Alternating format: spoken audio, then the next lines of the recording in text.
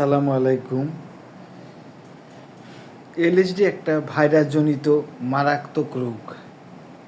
এটা ছোঁয়াচে রোগ, তাই কোনো গরু এলএসডি হলে ভালো গরুকে ওই গরু থেকে দূরে রাখতে হবে।